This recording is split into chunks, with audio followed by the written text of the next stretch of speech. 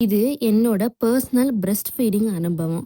இதே மாதிரி நிறைய நியூ மம்மிஸ் சைலண்டா சஃபர் பண்ணுவீங்க. அதனால தான் நான் ஷேர் பண்றேன். 2 டேஸ் பிஃபோர் எனக்கு பிரஸ்ட் ரொம்ப டைட்டாகவும், பெயினாகவும் இருந்தது. சாட் ஜிப்டிலையும் அம்மா சொல்லுற மாதிரி ஹாட் பேக், ஜென்டில் மசாஜ் எல்லாம் ட்ரை பண்ணேன். ஆனா ஒன்றும் வேலை செய்யல.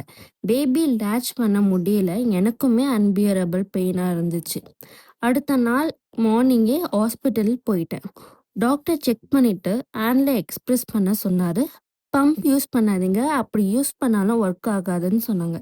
சரி, ஓகே. வீட்டுக்கு வந்ததும் ஹேண்ட்ல எக்ஸ்பிரஸ் பண்ணேன்.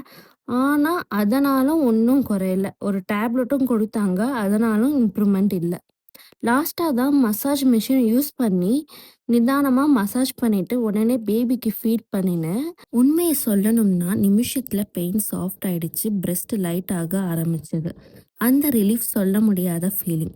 நியூ மம்மிஸ் நிறைய பேருக்கு இப்படி நடக்கும். ப்ளீஸ் இக்னோர் பண்ணாதீங்க.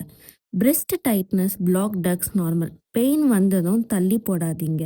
Hot water compress, proper massage பண்ண உடனே பேபிக்கு ஃபீட் பண்ணுங்க. இதெல்லாம் ஃபாஸ்ட் ரிலீஃப் தரும். ஒர்க் ஆகலைன்னா டாக்டரை கன்சல்ட் பண்ணுங்க.